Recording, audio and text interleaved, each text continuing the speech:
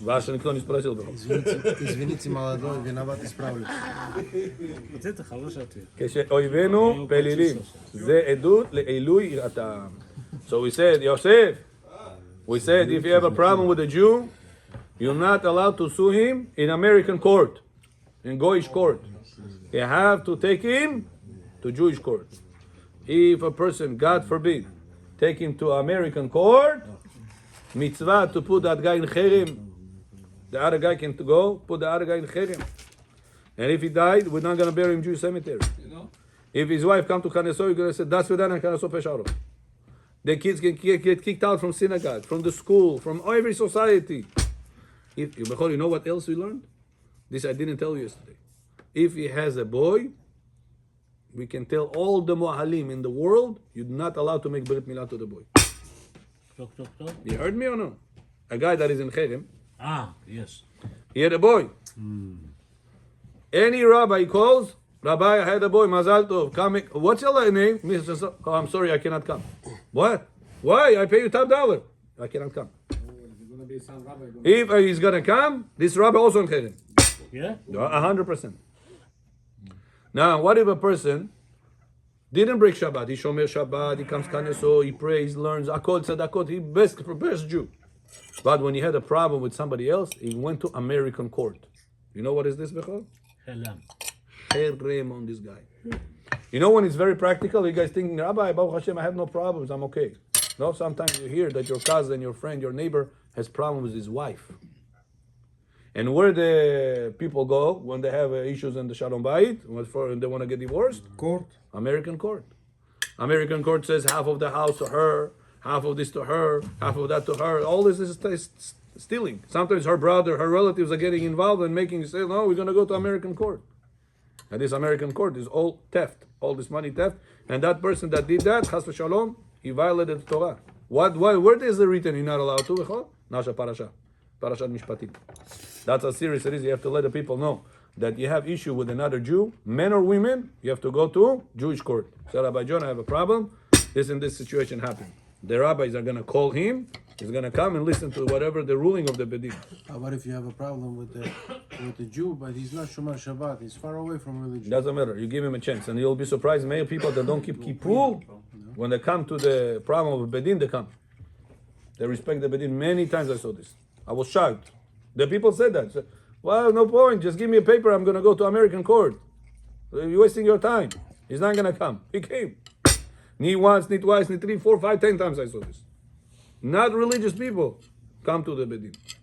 Why? Because they want to know if by Jewish law they're obligated or not. They accept the ruling? They accept. They sign it. It's by American. Once you sign, you're bound to follow it by American court. Our judgment, the guy takes it, he files it in court. The court system is overloaded. They want arbitration people to handle their cases instead of bothering them. So once you sign it, it's subject to, by law, it's 100%. It's enforced. It's 100%, like a judge said it. Наш Бедин такой сильный. Да. Я пойду туда работать. Я серьезно говорю? 100%. Вы не слышали, лет 15 назад рабам дали закон, если они делают кидуш, они должны репортить туда Сирии. Yeah. И когда ты делаешь развод, то же самое ты репортинг делаешь. И когда тебе дают, кто что предназначено, они делят, все. Yeah. Next. כי תקנה עבד עברי, עבד שהוא עברי, אלא עבדו של עברי, עבד כנעני לקחתו מישראל. ועליו אומר 6 שנים יעבוד.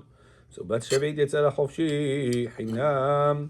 Torah says that the Jewish slave, Bechor, is only working up to 6 years.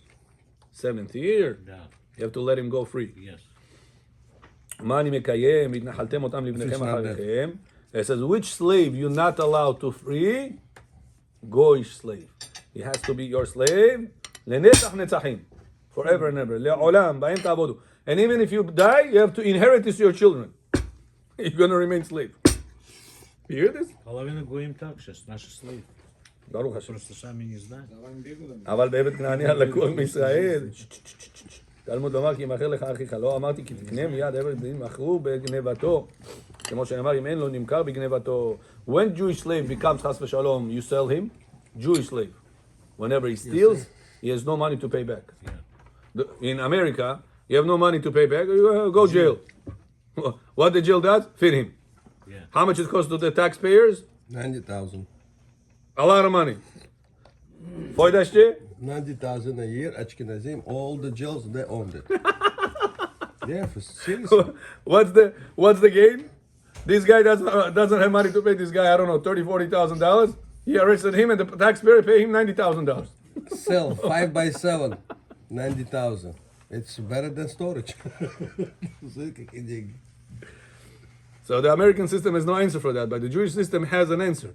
Back in the time we had Bet HaMikdash, we used to sell this guy. You have no money to pay, no problem.